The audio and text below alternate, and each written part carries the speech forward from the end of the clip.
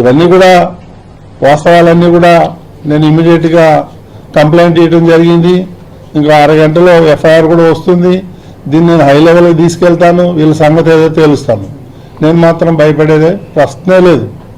ఎందుకంటే నేను ఏ రోజైతే జగన్మోహన్ రెడ్డిని ప్రశ్నించా, నువ్వు పట్టు తీసుకొచ్చేటప్పుడు సతీ సమేతంగా ఎందుకు రావట్లేదు, దానికి కారణం చెప్పమన్నా. వాళ్ళకు బాధ కలుగుతుంది. దాన్ని నేనేం చేయను. హిందూ ధర్మం ప్రకారం సతీ సమేతంగా రావాలి. భార్య లేకపోతే అదొక డిఫరెంట్ ఇష్యూ. గతంలో రాజశేఖర రెడ్డి రాలేదు, జగన్మోహన్ రెడ్డి రాలేదు. ఈ భారతి పేరు ఎత్తానని వాళ్ళ కోపం. నేను ఎందుకు ఎత్తకూడదు భారతి పేరు? ఆమె వస్తే ఆమెను ఎందుకు నేను ప్రశ్నిస్తాను? ఆమె రాలేదు కదా. ఇవన్నీ పెట్టుకొని బీఆర్ నాయుడు టీటీడీ చైర్మన్ ఉంటే నా ఆటలు ఏమీ సాగవు, రోజుకొకటి వస్తూ ఉన్నాయి అనే ఉద్దేశంతో ఈ బురద వెళ్ళే కార్యక్రమం. ఇప్పుడు ఈ వీడియోలు కంప్లైంట్ చేస్తే నా ఫ్యామిలీ మెంబర్స్ చేయాలా, లేకపోతే ఎవరైతే వాళ్ళు ఉన్నారో వాళ్ళ ఫ్యామిలీ అన్నారో కంప్లైంట్ చేయాలి. ఎవరికైనా కంప్లైంట్ చేశారా? ఎవరికైనా చెప్పారా? కొన్ని అయితే మా ఇదివరకు అందులో ఉన్నటువంటి కొన్ని ఫోటోలు అయితే నేను 20-25 ఏళ్ల కింద దిగిన ఫోటోలు అవి. ఆ ఫోటోలు ఈ ఫోటోలు మిక్స్ చేసి దానికి ఒక మ్యూజిక్ పెట్టి, ఈ సన్నాసులకు ఏం పని లేదా?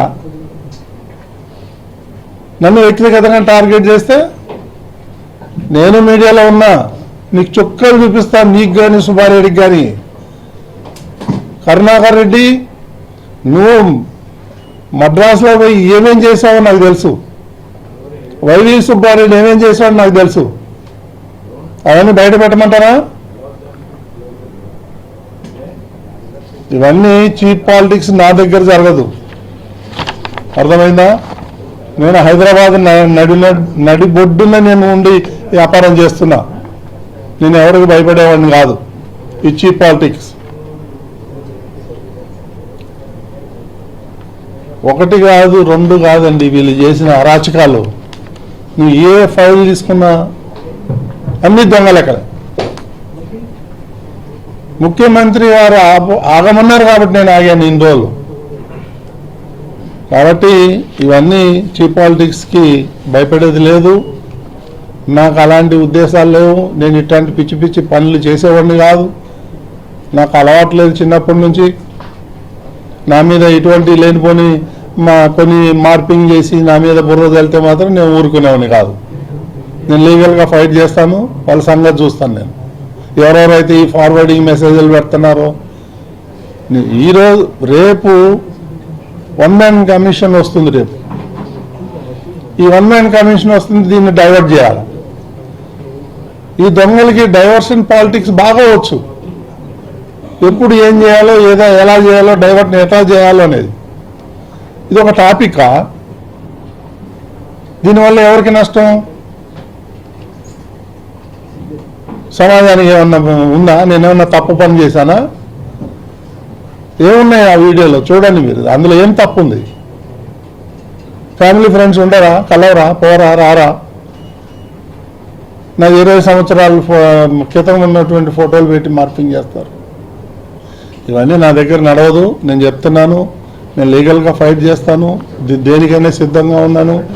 నువ్వేదో బుడబుక్కలు బెదిరింపుకు నువ్వు దిగిపో. ఇది ఒకసారి కాదు, 100 సార్లు చెప్పినావు. నువ్వు దిగమంటే దిగటానికి రాలేదు. నేను ఈ ప్రాంతానికి చెందినోడ్నే. నువ్వు ఉన్న పక్క జిల్లా నుంచి వచ్చినావు.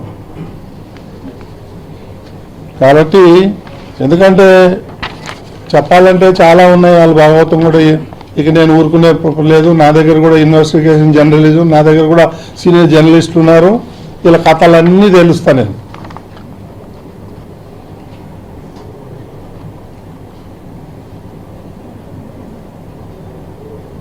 ఇప్పుడు నేను ఈరోజు కొత్తగా కరుణాకర్ రెడ్డి గురించి ఏదో ఆరోపణలు చేసి నువ్వు తిన్నావు, ప్రపంచమంతా తెలుసు నువ్వు దొంగవని.